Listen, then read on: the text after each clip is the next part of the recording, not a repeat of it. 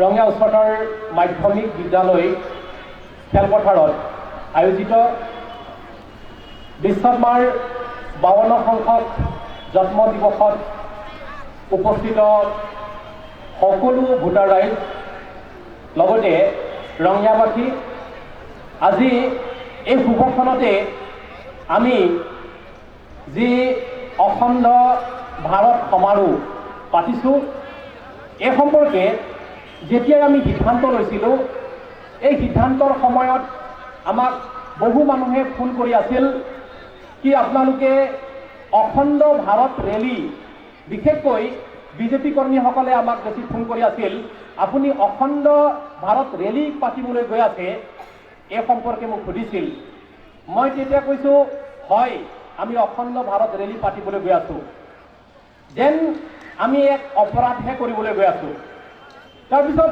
মই ক'লোঁ যেতিয়া 1947 চনত দেশ স্বাধীন হৈছিল দেশ স্বাধীন হোৱাৰ সময়ত আটাইতকৈ মানে মানি ল'ব নোৱাৰা কিছুমান ব্যক্তি আছিল দেশখন কংগ্ৰেছে বিভাজন কৰি দিলে আমাৰ বৃহত্তৰ যিটো ভাৰত আছিলে সেই দেশখন বিভাজন কৰি দিয়ে বুলি কৈ বিজেপিৰ জন্ম হ'ল লাষ্টত আৰএছএছৰ দ্বাৰা যিটো বিজেপিৰ জন্ম হ'ল সেই বিজেপিয়ে অখণ্ড ভাৰতৰ কথা কৈ যি দলে দল গঠন কৰিলে সেই দলে আজি 6টা বছৰ বহাৰ পিছতো সেই অখণ্ড ভাৰতৰ কথা চিন্তা নকৰিলে গতিকে ভোটাৰ্ছ পাৰ্টি ইণ্টাৰনেশ্যনেলে অখণ্ড ভাৰতৰ কথা আমি আৰম্ভ কৰিছোঁ বুলি আমি ক'লোঁ এওঁলোক চুপকে থাকিব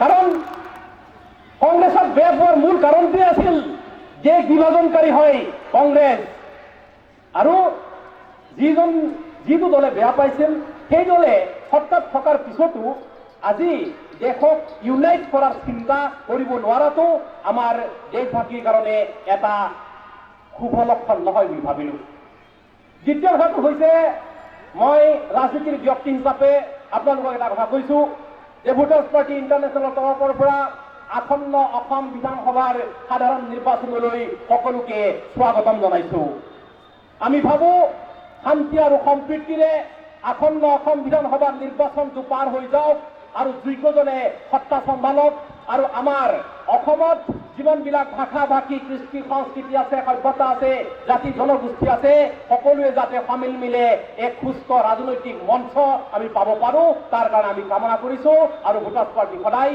সহযোগ কৰিব দ্বিতীয় কথাটো হৈছে মই নিজে দুখিত আমাৰ অসমৰে ভূমিপুত্ৰ মিচিং জনজাতিসকলৰ এটা ফৈদ লাইকা দদিয়াবাসীৰ ওচৰত আমি ক্ষমা প্ৰাৰ্থনা মাগিছোঁ কাৰণ আপোনালোকক আমি সহায় সহযোগ দিব পৰা নাই কিয়নো সেই সহায় সহযোগ এইকাৰণে দিব পৰা নাই যে আমি অন্য নেতাৰ নিচিনাকৈ ঘৰিয়ালৰ চকু পানী টুকিব নোৱাৰোঁ এইকাৰণে আপোনাৰ ওচৰত যোৱা নাই আপোনালোকৰ ওচৰত আমি কোনো সহায় দিব পৰা নাই কিন্তু এটা কথা মনত ৰাখিব যিসকল অসমৰ নেতাই যিসকল ৰাজনৈতিক নেতাই আপোনালোকৰ ওচৰত গৈ ঘৰিয়ালৰ চকু পানী টুকিছে এওঁলোকে আপোনালোকক সহায় কৰিব পৰাকৈ এওঁলোকৰ জ্ঞান বুদ্ধি আৰু সামৰ্থ্য নাই আপোনালোকৰ নিজৰ ৰাস্তা নিজে ধুনীয়াকৈ ধৰি থাকক তৃতীয় কথাটো হৈছে আজি জনসাধাৰণে যিটো মৰম চেনেহেৰে আমাক যিখন মঞ্চ দিছে সেই মঞ্চক আমি বাস্তৱ ৰূপত আৰু বৈজ্ঞানিক ৰূপত তুলি ধৰি যাতে এইখন দেশৰ জনসাধাৰণে সুস্থ মূল্যবোধ নাগৰিক মূল্যবোধ আৰু মানৱ জীৱনৰ মূল্যবোধ জীয়াই থাকিব পাৰে এই সম্পৰ্কে ভোটাৰশ্বিপৰ কথা উল্লেখ কৰা হৈছে যে সেই ভোটাৰশ্বিপ নানান দেশত অন্যান্য দেশত বেলেগ নামেৰে নামাকৰণ কৰি দেশ চলাই আছে গতিকে আমি ভাৰতবাসী হিচাপে ভোটাৰৰ নামটোক ইনক্লুড কৰি যিটো প্ৰতি মাহে টকা পোৱাৰ যিটো আঁচনি সেই আঁচনিটোক আমি ভোটাৰশ্বিপ বুলি কৈছোঁ আৰু সেই ভোটাৰশ্বিপ দলৰ যি স্ৰষ্টা সেই স্ৰষ্টাজনৰে আজি 52তম জন্ম দিৱস এইকাৰণে বিশ্বকৰ্মালৈ আমি চেলুট জনাইছোঁ তুমি দীৰ্ঘজীৱী হোৱা চতুৰ্থ কাৰণ হৈছে এইখন পৃথিৱীৰ বাসিন্দা হোৱাৰ খাতিৰত আমি একেখন পৃথিৱীৰ বাসিন্দা হোৱাৰ খাতিৰত এইখন পৃথিৱীত আমি সমিল মিলে জীয়াই থকাৰ স্বাৰ্থত আমি বা আপুনি মই যিখন মঞ্চত আছো এইখন মঞ্চতেই আমি মিলা প্ৰীতিৰে সম্প্ৰীতিৰে জীয়াই থাকিব লাগিব। আমাৰ কাৰণে এইখন পৃথিৱীত আমি কাজিয়া পেচাল কৰি অন্য এখন পৃথিৱীত মিলা প্ৰীতিৰে থাকিম বুলি আমি ভাবিব পৰা আমাৰ কোনো এখন পৃথিৱী নাই। এইখনেই পৃথিৱী যিখন পৃথিৱীত মানৱীয় গৰিমাৰে সৈতে মানুহে জীয়াই থাকিব পাৰে। গতিকে আপোনালোকৰ আহ্বান জনাইছো, ৰাজনৈতিক নেতা আৰু ধৰ্মগুৰুৰ বংশাৱত আহি আপোনালোকে যাতে কোনো ধৰণৰ হাই কাজিয়া নকৰে তালৈ আমি আপোনালোকক এবাৰ পুনৰ আহ্বান জনালো।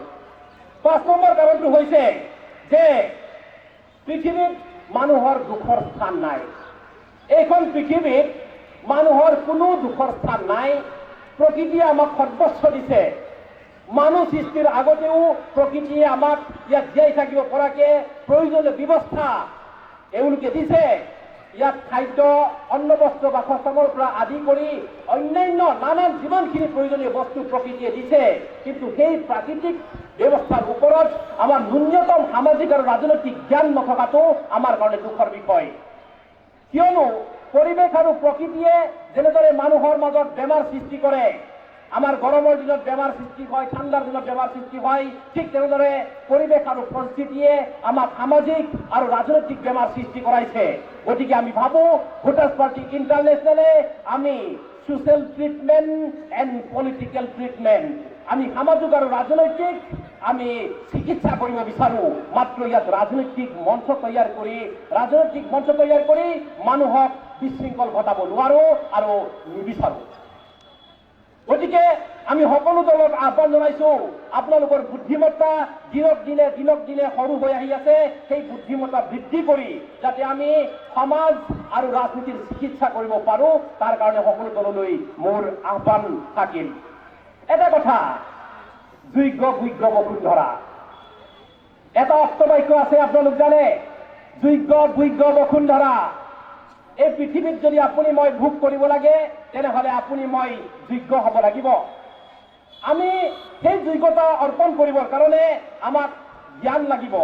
সেই জ্ঞানখিনি হ'ব গণতান্ত্ৰিক জ্ঞান লাগিব আৰু সামাজিক জ্ঞান লাগিব। যদি সামাজিক জ্ঞান আমি নাপাওঁ তেনেহলে আমি যোগ্য নহ'ম। যোগ্য যেতিয়ালৈকে নহওঁ আমি ভোগ কৰিবৰ কাৰণে সক্ষম নহওঁ। সেইকাৰণে আমি সেই যিটো ব্যৱস্থাগত আদৰ্শ আৰু ব্যৱস্থাগত পাৰ্থক্যৰ ওপৰত ভিত্তি কৰি এটা কথা কৈছো যে প্ৰতি মাহে প্ৰতি ভোটাৰক ৬,০০০ টকা দিয়াৰ কথা উত্থাপন কৰিছো।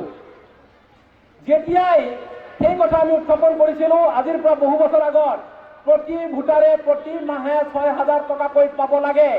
এই সময়ত কিন্তু নিজকে শিক্ষিত, গুণী, জ্ঞানী বুলি নিজকে গৰ্ব কৰি থকা অপৰিপক্ক ৰাজনীতিক নেতাসকলে কিন্তু আমাৰ কৰ্মীসকলক গালি পাৰি আছিল। এওঁলোক মূৰ্খ, চেৰাবলীয়া, সংবিধানৰ নীতি নিয়ম নাজানে, ৰাজনীতি নাজানে, এইকাৰণে মানুহক টকা দিব লাগে বুলি কৈ আছিলে এইসকল যিসকলে নিজকে গুণী, জ্ঞানী, বুদ্ধিজীৱী, সাহিত্যিক, সাংবাদিক বুলি নিজকে জহাই ফুৰিছিল, ৰাজনীতিক নেতা বুলি জহাই ফুৰিছিল। কিন্তু কালক্ৰমত 2016 চনত যেতিয়াই ভোটাৰ্ছ পাৰ্টি ইণ্টাৰনেশ্যনেলে ৰাজনৈতিক মঞ্চত ভৰি দিলো, নিৰ্বাচনত অৱতীৰ্ণ হলো, সেইদিনাখনৰ পৰা কিন্তু সকলো সমীকৰণ সলনি হৈ গ'ল। সকলো দলেই আজি টকা দিয়াৰ কথা ক'বলৈ বাধ্য হ'ল নে নাই? সকলো দলেই টকা দিয়াৰ কথা ক'বলৈ বাধ্য হ'ল। আপোনালোক জানিও আচৰিত হ'ব যে প্ৰায় বৰ্তমানৰ যিটো বৰ্তমানৰ চৰকাৰে প্ৰতি বছৰে 2,15,000 কোটি টকা পোনপটীয়াকৈ আৰ্থিক অনুদান জনসাধাৰণক দি আছে। প্ৰতি বছৰে 2,15,000 কৰোৰ দি আছে। আৰু তাকে চাই কংগ্ৰেছে কৈছে ন্যায় আঁচনিৰ জৰিয়তে এটা পৰিয়াললৈ কেইহাজাৰ টকা, 7,500 টকা দিয়াৰ কথা কৈছে। ইয়াত ধাৰ্মিক ধ্ৰুৱীকৰণৰ কাৰণে সৃষ্টি হোৱা আৰু বিজেপিৰ পৰা বাচিবৰ কাৰণে যিমানবিলাক অসমত আঞ্চলিক দল সৃষ্টি হৈছে, এওঁলোকে জাতীয়তাবাদৰ কথা বাদ দিয়ক, আঞ্চলিকতাবাদৰ কথা কয়। কিন্তু এওঁলোকেও বিদেশীক অনুসৰণ কৰিবলৈ গৈ পেলাই ইউনিভাৰ্চেল বেচিক ইনকামৰ কথা কৈছে। মুখত কৈছে জাতীয়তাবাদ আৰু নকল কৰিছে ইউনিভাৰ্চেল বেচিক ইনকাম। বিদেশৰ পৰা নকল কৰিছে নাই? গতিকে এনেকুৱা নেতাৰ দ্বাৰা আমাৰ কিবা হোৱাৰ সম্ভাৱনা নাই। আমি এটা কথা কৈছো, ইয়াত যিসকল মানুহে এলাৰ্ট হয়, চৰকাৰে ইতিমধ্যে প্ৰতি মানুহক প্ৰতি মাহে ৭,৫০০ টকাকৈ দি আছে। যিসকলে জানে, যিসকলে পাইছে, এওঁলোকে ৭,৫০০ টকা উঠাই আছে। আৰু আমাৰ জ্ঞানৰ অভাৱৰ কাৰণে আমি প্ৰতি মাহে ৭,৫০০ টকা উঠাব পৰা নাই। কিয়? এটা কথা কৈছে, বিশেষকৈ কৃষক সন্মান নিধি অসমত ভোটাৰ্ছ পাৰ্টি ইণ্টাৰনেশ্যনেলে যেতিয়া আৰম্ভ কৰি গ'ল, ভাৰতবৰ্ষত কোনো দেশে নোপোৱাৰ আগতেই কৃষক সন্মান নিধি আমাৰ অসমত পাবলৈ সক্ষম হৈছিল। কৃষক সন্মান নিধি, অৰুণোদয়, নিবনুৱাক ৫০,০০০কে দিয়া স্বয়ং আঁচনি, চাহ জনগোষ্ঠীসকলক ধন পুৰস্কাৰ মেলা, ইন্দিৰা মিৰি বৃদ্ধা পেঞ্চন আঁচনি, কনকলতা মহিলা সবলীকৰণ, অসম জ্ঞান দীপক আঁচনি, মহিলা বোৱা কটা আঁচনি, গৰ্ভধাৰণ সুৰক্ষা আঁচনি, চাহ মজদুৰক দিয়া আঁচনি, অন্যান্য আঁচনিৰ নামত কিমান টকা খৰচ কৰি আছে? 2,15,000 কোটি টকা খৰচ কৰি আছে। এই ব্যৱস্থাকে যদি ভোটাৰ্ছ পাৰ্টিয়ে পায়, 2,15,000 কোটি টকাক অকমান ইফাল সিফাল কৰি প্ৰতি মাহে প্ৰতি ভোটাৰক অসম চৰকাৰৰ পৰা 1,000 টকাকৈ দিব পৰা যায়। ইয়াৰ পৰা এটাই কথা প্ৰতীয়মান হৈছে, বিজেপিৰ মগজুটো ইমান কি নাই, বিজেপিৰ মাথাটো ইমান মগজু নাই, যিটো বস্তু ছেটিং কৰিব পৰা ব্যৱস্থা এওঁলোকৰ মগজুটো নাই। আমি স্পষ্ট ক'ব পাৰো। সেইকাৰণে আমি এটা কথা কৈছো যে ইয়াত যিখিনি ব্যৱস্থা হ'বলৈ গৈ আছে, এতিয়াও আমি এটা কথা কৈছো, জাতিৰ সংকটৰ সময়ত আসন্ন অসম বিধানসভা নিৰ্বাচনত যদি বিজেপিক অসমৰ পৰা বিতাড়িত কৰিব লাগে, তেনেহলে অন্যান্য দলবিলাকে বিজেপি বিৰোধী এখন মঞ্চ তৈয়াৰ কৰক আৰু পশ্চিমীয়া দেশসমূহৰ দৰে 2 দলীয় ৰাজনৈতিক ব্যৱস্থা প্ৰৱৰ্তন কৰক। তেতিয়াহে বিজেপিক আঁতৰাব পাৰিব। বাকী বিজেপিক আঁতৰাব পৰা শক্তি কাৰো নাই। এই কথাটো কিয় কৈছো? আমি নতুন যিখিনি ৰাজনৈতিক মঞ্চ গঠন হৈছে, আঞ্চলিক মঞ্চ গঠন হৈছে, এওঁলোকক এটা কথা আমি সোঁৱৰাই দিব বিচাৰো। সেইকাৰণে সোঁৱৰাই দিব বিচাৰো, বাকী কথাখিনি বিস্ফাত মাৰি ক'ব, তথাপিতো মই এটা কথা সোঁৱৰাই দিছো যে আঞ্চলিক দলৰ নোট ছপোৱাৰ অধিকাৰ নাথাকে। নোট ছপোৱাৰ অধিকাৰ কাৰ আছে? নোট ছপোৱাৰ অধিকাৰ ৰাষ্ট্ৰীয় দলৰ আছে। ৰাষ্ট্ৰীয় দল যদি ৰাষ্ট্ৰীয় দলৰ লগত এওঁলোকে যদি মিত্ৰজোঁটত উপনীত নহয়, তেনেহলে অসমত টকা ক'ৰ পৰা আহিব? হয়, ভোটাৰ্ছ পাৰ্টি উত্থাপন কৰিছো, হিম্মত আছে ভোটাৰ্ছ পাৰ্টিৰ। যদি ভোটাৰ্ছ পাৰ্টিক অসমত চৰকাৰ বনাই দিয়ে, মই গেৰাণ্টিত কৈছো, গুৱাহাটীত থকা ৰিজাৰ্ভ বেংক অফ ইণ্ডিয়াৰ পৰা অসমৰ কাৰণে এক্সট্ৰা নোট ছপাব পৰা অধিকাৰ ভোটাৰ্ছ পাৰ্টিৰ আছে, কোনো পাৰ্টিৰ নাই। যাৰ ঔকাত নাই, এওঁলোকৰ টিভি চেনেলত দেখুৱাই দিন ৰাত। যাৰ ঔকাত আছে তাক নেদেখুৱায়। আপোনালোক নোট সম্পৰ্কে জানে, স্থানীয় নোট, ৰাজ্যিক নোট আৰু ৰাষ্ট্ৰীয় নোট। মই এই কথাটো বাৰে বাৰে কৈ আছিলো, আঞ্চলিক দলসমূহক বাৰে বাৰে প্ৰশ্ন কৰি আছিলো, আপোনালোকৰ আৰ্থিক নীতি কি? এওঁলোকৰ কোনো আৰ্থিক নীতি নাই। মাত্ৰ মানুহক আবেগত ডুবাই দি ভোট লৈ মন্ত্ৰী MLA হ'ব পাৰিলেই মুক্ত। মই এতিয়াও কওঁ, চাইনাক আমি বেয়া পাওঁ। কিয় বেয়া পাওঁ? চাইনাই আজিলৈকে এজন বিধায়ক বনাব পৰা নাই। পাৰিছে নেকি? যদি 126খন অসম বিধানসভাৰ আসনত যদি 126 জন বিধায়ক আছে, বাংলাদেশে বনাইছে, চাইনাই বনোৱা নাই। বাংলাদেশে বনাইছে নাই? বাংলাদেশক গালি পাৰি 126 জন বিধায়ক হ'ল। এওঁলোকৰ বাপেক কোন? বাংলাদেশ। আমি চাইনালৈতো কি উপজে? চাইনাই এজন বিধায়ক আজিলৈকে বনাব পৰা নাই, কিন্তু বাংলাদেশে 126 জন বিধায়ক গুৱাহাটীত বহাই থৈছে। হয় নে নহয়? গতিকে আমি ভাবো এনে আঞ্চলিকতাবাদ আৰু জাতীয়তাবাদৰ মুখস্থ বিদ্যাৰে আমাৰ অসমত একো হ'ব লগা নাই।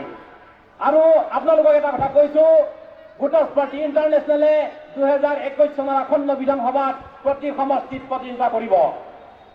প্ৰতি সমষ্টিত প্ৰতিদ্বন্দ্বিতা কৰিব। কিন্তু যদিহে যিসকল ব্যক্তিয়ে অসমখন ৰক্ষা কৰিম, দেশখন ৰক্ষা কৰিম বুলি যদি বুকুত হাত থৈ কয়, তেনেহ'লে ভোটাৰ্ছ পাৰ্টি ইণ্টাৰনেশ্যনেলে 5 বছৰৰ কাৰণে বহি দিবৰ কাৰণেও প্ৰস্তুত আছো। আমি বেক হৈ দিবৰ কাৰণে প্ৰস্তুত আছো। কাৰণ আমাৰ কাৰণে মন্ত্ৰী বিধায়ক হোৱাটো কোনো ডাঙৰ কথা নহয়। আমাৰ কাৰণে জাতি বচাটো, দেশ বচাটো, ভোটাৰ বচাটো আৰু মানুহবিলাকে সমৃদ্ধিৰে জীয়াই থকাটোহে মূল কথা। গতিকে এনেকুৱা যদি পৰিৱেশ সৃষ্টি হয়, হয়তো ভোটাৰ্ছ পাৰ্টি ইণ্টাৰনেশ্যনেলে আমি প্ৰতিদ্বন্দ্বিতা নকৰিব পাৰোঁ। যদি এনেকুৱা পৰিস্থিতি সৃষ্টি নহয়